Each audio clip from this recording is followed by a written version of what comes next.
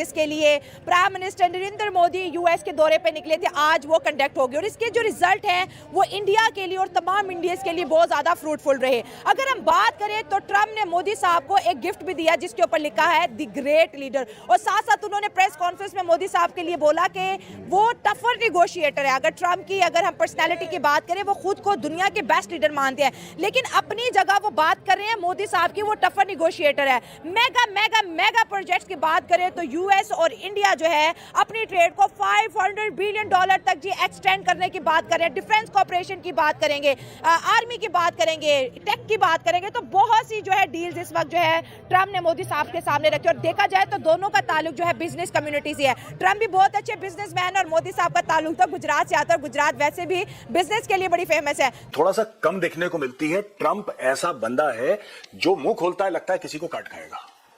अगर आप देखें किस तरीके से उसने अपने पुराने दोस्तों के साथ डील करा, चाहे वो कनाडा हो, मैंने इसे अपने पुराने दोस्त, आई मीन अमेरिका के पुराने दोस्त, और जापान की बात ले लीजिए, आप मेक्सिको की बात ले लीजिए, मेक्सिको के साथ उसका बहुत बड़ा ट्रेड है।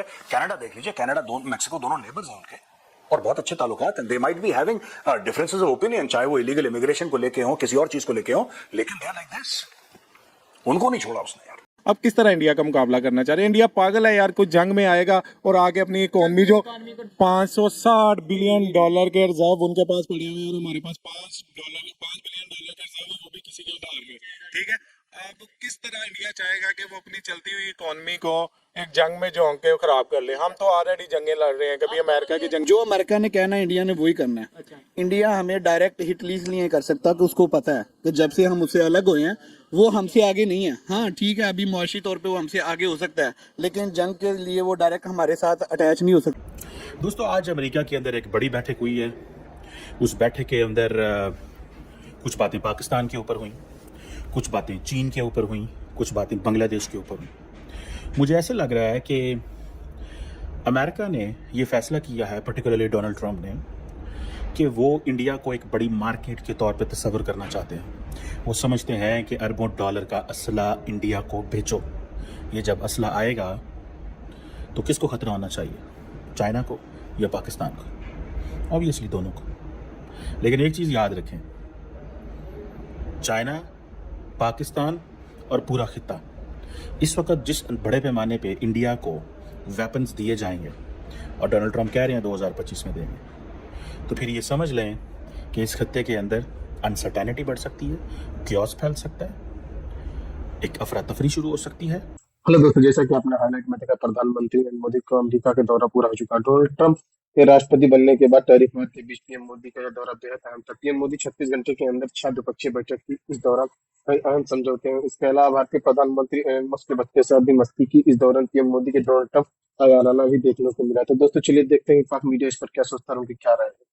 फाइनली देखें कि एक ओवरऑल अगर हम लोग देखें तो it is a great achievement for Indian nation as well as for the prime minister of India Narendra Modi.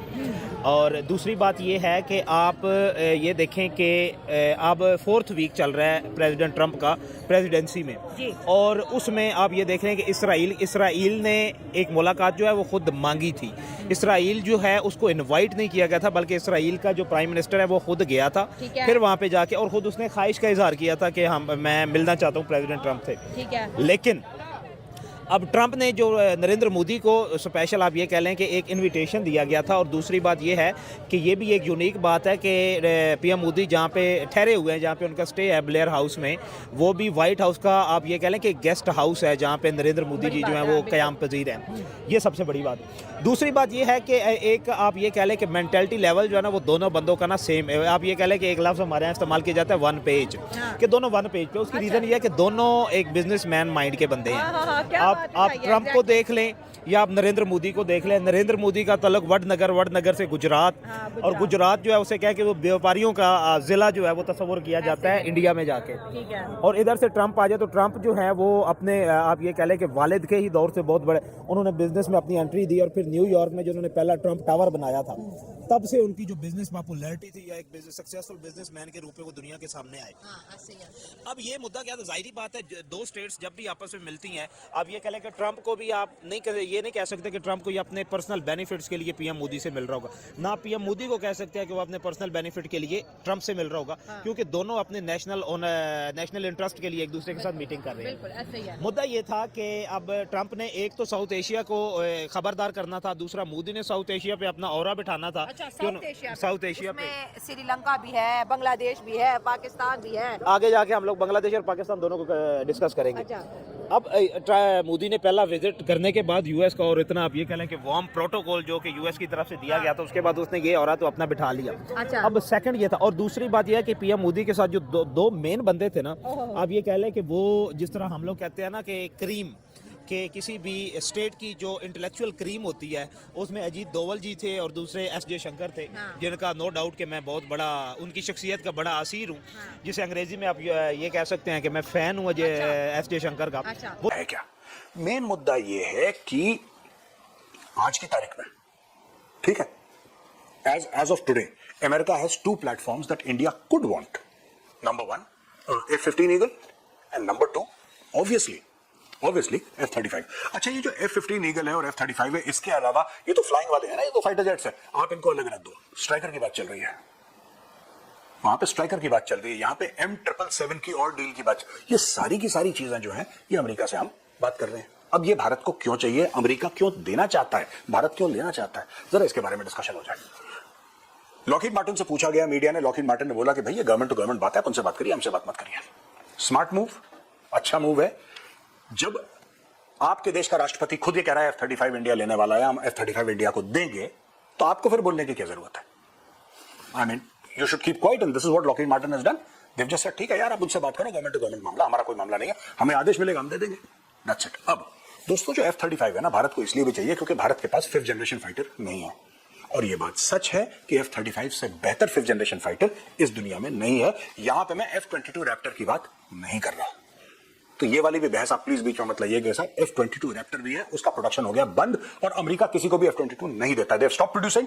Yes, F-22 is far superior, लेकिन अब वो बनना बंद हो गया है, और अमेरिका ने किसी और देश को दिया भी नहीं है, तो वो स्टोरी हो गई खत्म। हम आते हैं F-35 पे। India needs it.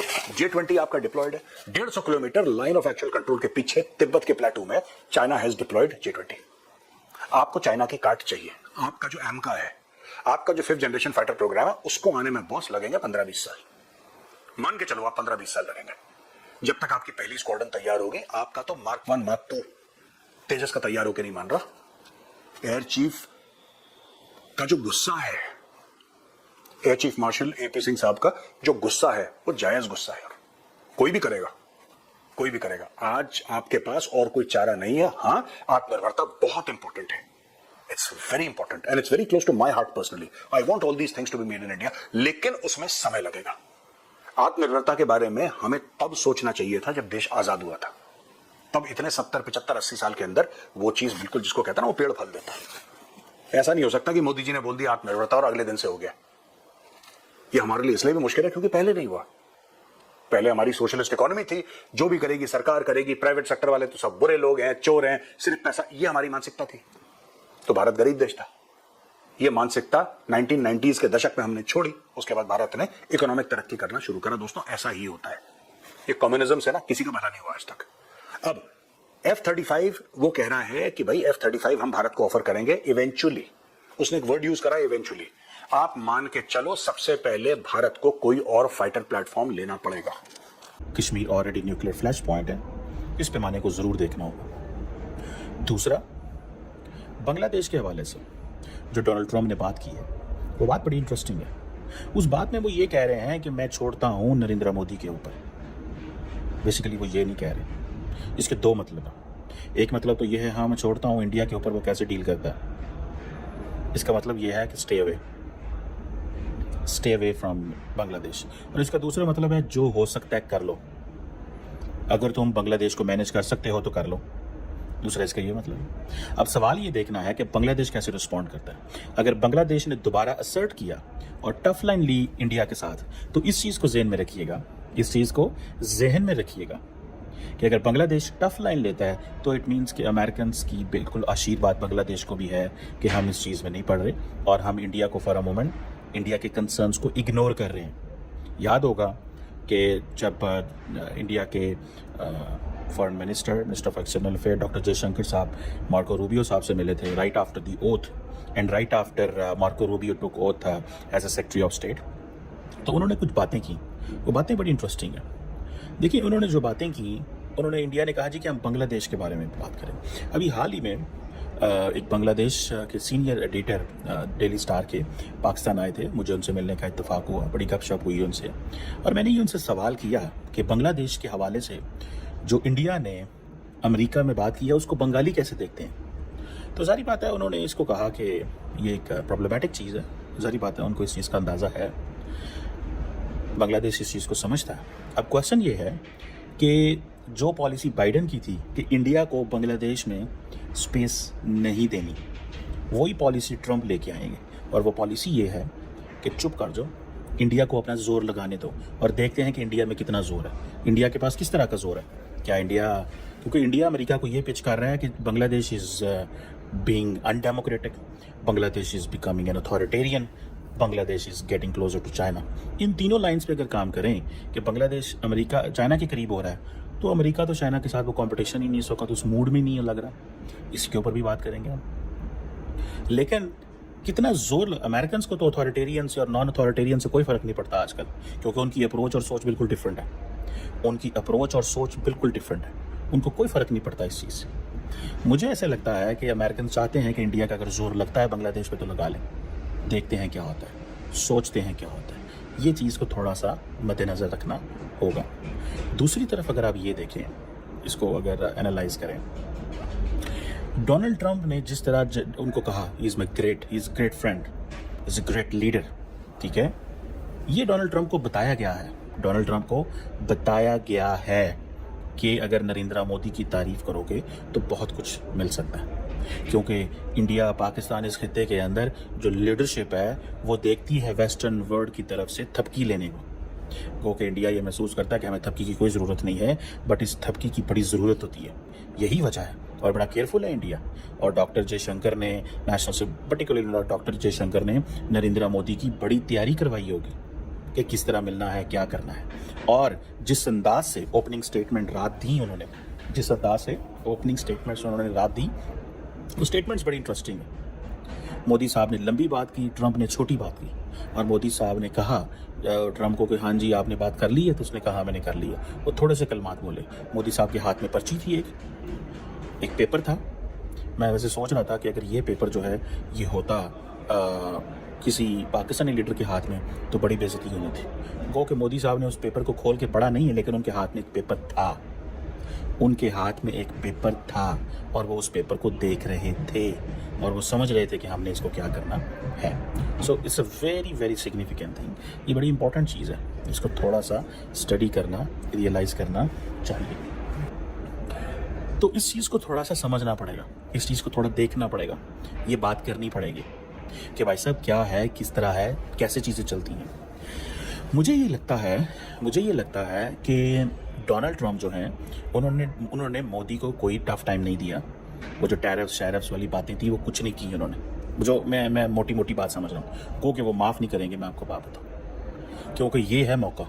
Trump is a nationalist, और मोदी साहब ने ट्रंप की वो तारीफ़ें की हैं, मोदी साहब ने ट्रंप की वो तारीफ़ें की हैं कि आपकी सोच है। इतनी तारीफ़ें की हैं मोदी साहब ने, इतनी तारीफ़ें की हैं कि तुम भी जनाब अमेरिका फर्स्ट, उन्होंने कहा जी मैं इंडिया को ग्रेट बनाना चाहता हूँ, तुम अमेरिका को फर्स्ट, तुम भी नेशनलिस्ट हो, मैं भी बड़ा मैं कुछ नहीं। मोदी साहब ने उनको किसी ने बताया था कि ट्रंप की करो तारीफा, ट्रंप ने जनाब चुको ज़रा, ठीक है, जो हमारा पंजाबी स्टाइल माहौल होता है, ट्रंप ने चुको, द मोर आप इसको चुकेंगे ट्रंप उतना ज़्यादा ही ऊपर जाएगा और वो सारी गेम जो है वो हो जाएगी। सो इसको इस चीज़ से देखा जाए। दूसरा सारी बातें इंडो पैसिफिक के हवाले से बात हुई, दूसरा इस हवाले से बात हुई कि वो जिसे कहते हैं ना कि किस डायरेक्शन में जाना है, क्या करना है, कैसे चीज़ों को करना बनाना, दिस दैट, वो सारी की सारी चीज़ें जो हैं उन्होंने बयान की हैं। सो मुझे ज़ाती तौर पे ये लगता है कि मोदी साहब जो हैं वो ट्रंप के हवाले से वो जैसे कहते हैं ना, एक दिन हो रहे हैं, आज मेरे ख्याल है उन्होंने निकल जाना है, 2 दिन का उनका ट्रिप है। मोदी साहब सारी जो चीज़ें लेके जाना चाहते थे ले लिए। सबसे बड़ी बात जिसके ऊपर तो मैंने बात ही नहीं की अभी, वो है पाकिस्तान को 26-11। इंडिया अमेरिका, देखिए जब अमेरिका एक इकोसिस्टम क्रिएट करता है, जरा इस बात को समझिएगा, उन्होंने जी फलाना राना है, वो राना 26-11 में इन्वॉल्व है, वो अमेरिका में, हम उसको एक्स्ट्राडाइट कर रहे हैं, ले जाओ, हमें परवाह कोई नहीं है। दोस्तों, जैसा कि अपने वीडियो में देखा, हमने कि राष्ट्रपति डोनाल्ड ट्रंप पीएम मोदी के दौरे के आखिरी दिन भव्य डिनर के आयोजन किया था। इससे जो पहले जब दिनों में दोनों नेता पहली बार मिले तो ट्रंप ने पीएम मोदी को गले लगाया। उन्होंने कहा कि पीएम मोदी बहुत याद आते थे। इसके अलावा ट्रंप ने पीएम मोदी के डिनर में शामिल सभी मेहमानों को मिलाया और उन्होंने एक बड़ी बैठक के लिए कुर्सी के भी पीछे की। ट्रंप के साथ मुलाकात के बाद पीएम मोदी के सोशल मीडिया प्लेटफॉर्म पर एक्स पर जानकारी दी। उन्होंने लिखा, जिसे राष्ट्रपति ट्रंप अक्सर मेगा के बारे में बात करते रहे हैं। भारत और हम एक विकसित भारत दिशा ये काम कर रहे हैं जिसका अमेरिका के संदर्भ अर्थ मेगा के साथ है। साथ मिलकर भारत अमेरिका ने समृद्धि के लिए एक मेगा साझेदारी की है। पीएम मोदी के साथ संयुक्त और प्रेस कॉन्फ्रेंस में अमेरिका के राष्ट्रपति डोनाल्ड ने कहा कि अमेरिका अपना सबसे खतरनाक और लेटेस्ट टेक्नोलॉजी का फाइटर जेट 35 भारत को देगा। भारत की रक्षा सहयोग पर ट्रंप ने कहा कि भारत को जल्दी ही 35 फाइटर जेट का मुहैया कराया जाएगा। दोस्तों, वीडियो कैसा लगा अपनी राय कमेंट बॉक्स में जरूर दें। वीडियो पसंद है तो लाइक और सब्सक्राइब करना ना भूलें।